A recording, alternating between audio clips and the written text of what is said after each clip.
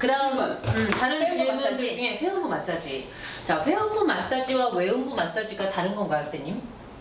회음부 마사지, 외음부 똑같은 거죠. 마사지. 네, 그러니까 임신 원래 이렇게 자연출산 하시는 분들은 회음부 마사지에 대한 이야기를 되게 많이 들으셨을 거예요. 그래서 뭐 37주 이후부터 회음부 마사지를 하라고 교육을 하기도 하는데 저는 봤을 때 저도 제가 그냥 어쨌든 진통을 하기 전에 산모들한테 교육을 하고 있으니까 나도 한번 해봐야 되겠다 하고 저 혼자 했거든요. 그래서 차마 남편한테 거기를 해달라고 해달라고 하기가 저는 좀 약간 부끄럽더라고요. 대부분 많이 해주니까. 그래서 이제 하는 방법 한번 알려드릴까요? 하는 방법을 설명하면 이제 이쪽에 이제 외음부라고 생각을 하면요. 한 2마디 정도 넣어요. 그리고 나서 6시 방향으로 눌러주고 첫째 날에는 그렇게 끝. 그리고 이제 좀 두 번째 날 다시 하는데 좀 이거 괜찮다 그럼 4시 방향, 8시 방향 눌러주고 끝 하고 나서 이제 한 2, 3일, 4일, 5일 이렇게 가서 괜찮아졌다 생각하면 4시부터 8시 방향으로 이렇게 문질러 주라 그래요. 그러면 이 조직에 아빠들이 해주면 아빠들이 뭐라고 말씀하시냐면 일주일 했는데 되게 느낌이 다르더라고요. 그만큼 여기 좀 탄력성이 생기는 것 같긴 해요. 그리고 회음 마사지를 열심히 하셨던 분들 출산하면 정말 좀 열상이 좀 덜한 느낌을 제가 그 경험적으로 느끼는 건 있는데 제가 이제 저 스스로 해봤을 때 저는 좀 약간 별로 느낌이 좋지 않더라고요. 그래서 하지 않았거든요.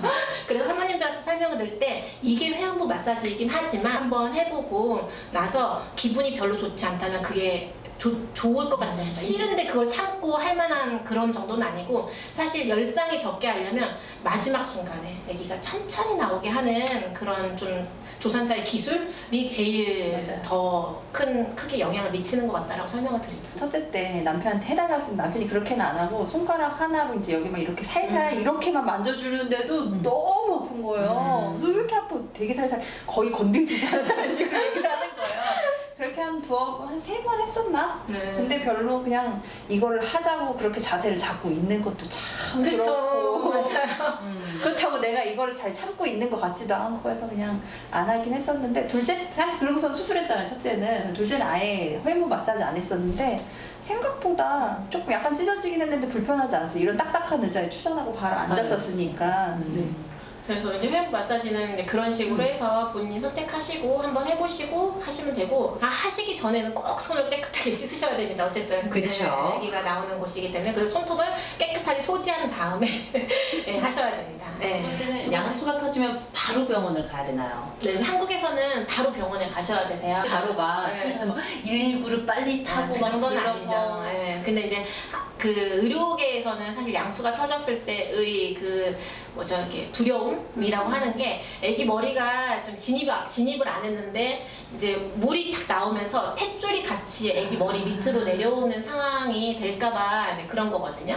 그래서 이제 빨리 가라고 하는데 사실 케어해주는 사람이 없기 때문에 빨리 가라고 하는 거예요. 만약에 이제 저 같은 경우에는 전 조산원을 운영하고 있기 때문에 산모님들과 소통을 계속 하잖아요. 그래서 저한테 저희 조산원에서 출산하는 산모님들이 양수가 흘렀다라고 하면 미리 이제 사전에 양수가 흘렀을 때의 그 상황에 대한 설명이 다 들어가요. 그래서 양수가 흐르면 너무 이제 심하게 움직이지 말고 우선 누워가지고 아기 태동을 한번 봐라. 그래서 태동이 괜찮다라고 하면 새벽 동안에 만약 양수가 흘렀다 그러면 오전중 안에 와서 그 태동 검사를 하자고 하고요. 그리고 이제 양수가 흘렀을 때 전 색깔을 물어보거든요. 그래서 색깔 자체가 뭐 녹색이나 뭐 고동색이거나 이런 경우에는 병원으로 바로 가라고 권해드리고 그렇지 않고 양수 색깔도 깨끗하고 태동도 너무 좋아요. 그리고 아직 수축이 그렇게 뭐 있지 않아요 라고 하면 그럼 좀 더 집에서 대기해봅시다 라고 말씀을 드리죠.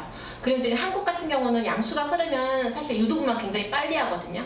그런데 이제 영국에서 나이스 가이드라인이라고 해서 의료계에다가 가이드라인을 보내주는 게 있는데 거기서는 양수가 흐르면 24시간 정도는 대기요법을 하는 게 좋다. 왜냐하면 24시간 안에 진통이 생길 그런 확률이 70% 산모님들에게 있기 때문에 자연 진통이 생기는 게 오히려 진행이 잘 되니까 그렇게 하루 정도는 지켜보고 하루가 지나서도 만약에 진통이 생기지 않는다 그러면 그때부터 수축제 쓰라고 그러거든요. 그래서 저도 그 가이드라인에 따라서 24시간 정도는 지켜보고 만약에 24시간 이상 됐는데 전혀 뭐 올 기미가 안 보여 그러면 그때는 병원 가서 유도분만을 권해드리고 있죠.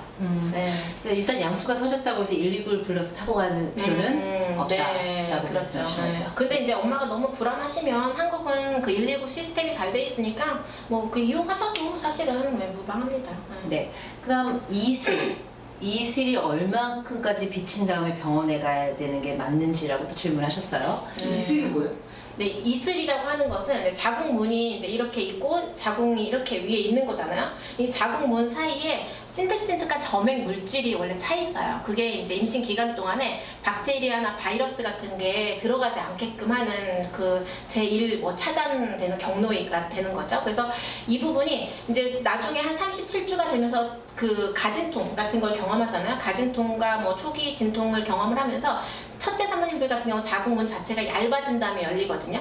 얇아지는 과정 속에서 떨어져 나오는 거죠. 거기 붙어있지 못하고 떨어져 나오는 게 이슬인데, 이슬은 사람에 따라서 피 색깔일 수도 있고 아니면 그 노란색 점액 물질 콧물처럼 그런 색깔일 수 있어요. 그래서 어떤 것이든 상관이 없고 그 피 비치면 굉장히 무서워하시거든요. 피 양이 뭐 생리 첫째 날 정도 묻어나는 정도다 그러면 그건 출혈이라고 볼 수가 없어요. 출혈이라고 하는 것은 그냥 둘째 날 셋째 날처럼 이렇게 피가 계속 나오면서 패드가 계속 젖는 양상을 보이거든요. 그래서 이슬이 비친다는 것은 사실 이제 진통으로 가는 초기 증상이라고 생각을 하시고 그냥 편하게 받아들여도 좋을 것 같아요. 이제 보통 분들은 이슬이 비치면 애가 그날 나온다고 생각할 수도 있잖아요. 그렇죠. 어떤가요? 근데 보통 보면 한 뭐 일주일 전에 비치기도 하고. 전 최장 2주도 봤어요. 그렇죠. 그럴 수 갈색 있죠. 피랑 빨간 피랑 같이 나왔다 그러는데 2주 뒤에 이렇게 나오셨어요. 맞아요. 네, 그래서 이슬이 비치는 거는 그냥 크게 뭐 걱정을 안 하셔도 될 것 같아요. 병원 가는 건 어쨌든 규칙적인 수축이 있어야지. 네, 가야 맞아요. 네. 이것도 많이 물어보셨어요. 캥거루 케어는 꼭 맨살로 해야 되나요? 근데 기본적으로는 아기가 태어났을 때